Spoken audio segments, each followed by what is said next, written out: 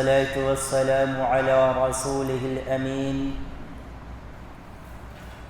أما بعد فأعوذ بالله من الشيطان الرجيم بسم الله الرحمن الرحيم وما خلقت الجن والإنس إلا ليعبدون۔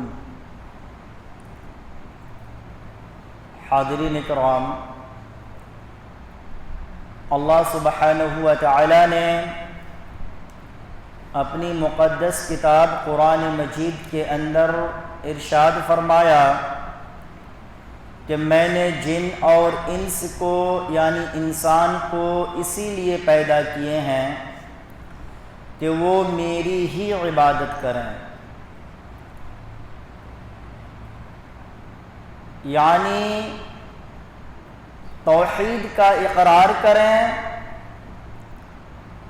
اور توحید کو اپنی زندگی میں جاری و ساری کریں۔ دین اسلام کے دو اصولوں میں سے ایک اصول توحید ہے، یعنی اللہ تبارک و تعالی کی عبادت کی جائے اور تمام عبادات اسی کے لیے بجا لائی جائیں اور کسی بھی عبادت میں اس کا شریک نہ کیا جائے۔ اور دوسرا اصول دین اسلام کا وہ یہ ہے کہ رسول اللہ صلی اللہ علیہ وسلم کے طریقے کے مطابق اللہ کی عبادت کی جائے اور ان کے اسوہ حسنہ کی روشنی میں اللہ کی بندگی بجا لائی جائے۔ اور یہ بات کلمہ طیبہ اشہد اللہ الہ الا اللہ وَأَنَّ مُحَمَّدَ رَسُولُ اللَّهِ سے ماخوذ ہے۔ میرے بھائیوں، قرآن کریم کو پڑھ ڈالیے شروع سے لے کر آخر تک، اور قرآن کریم میں 114 سورتیں ہیں، کوئی بھی سورت ایسی نہیں جو توحید کے پیغام سے خالی ہو۔ ہر سورت کے اندر، یہاں تک کہ ہر آیت کے اندر اللہ رب العالمین نے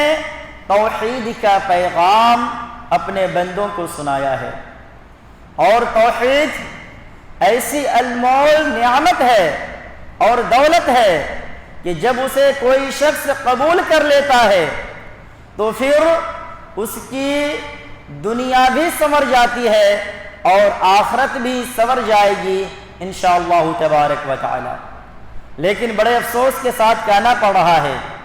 کہ آج ہم سب سے زیادہ دور توحید سے نظر آ رہے ہیں،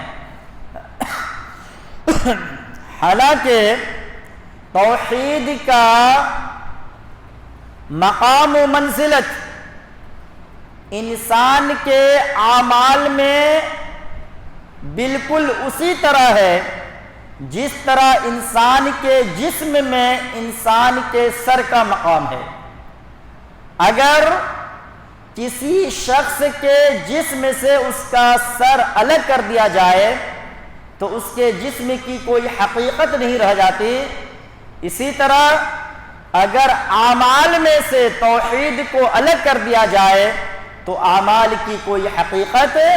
اور وقعت نہیں رہ جاتی۔ تو میرے بھائیوں، اعمال کرنے سے پہلے ہمیں اپنے عقیدے کی اصلاح کرنی پڑے گی،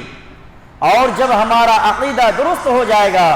تو انشاءاللہ العزیز ہماری نمازیں بھی اللہ کی بارگاہ میں قبول ہوگی، ہمارے روزے بھی اللہ کی بارگاہ میں قبول ہوں گے، ہماری زکوٰۃ بھی اللہ کی بارگاہ میں قبول ہوگی، اور اسی طرح ہماری دیگر عبادتیں بھی اللہ کی بارگاہ میں قبول ہوگی۔ تو کہنے کا مطلب یہ ہے کہ انسان سب سے پہلے توحید کے پیغام کو سمجھے اور توحید کے مطابق زندگی گزارنے کی کوشش کریں، کیونکہ توحید انسان کی زندگی میں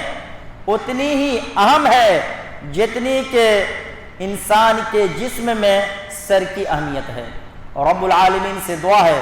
کہ وہ ہم سب کو توحید کو سمجھنے اور اس کے پیغام کے مطابق عمل کرنے کی توفیق عنایت کرے۔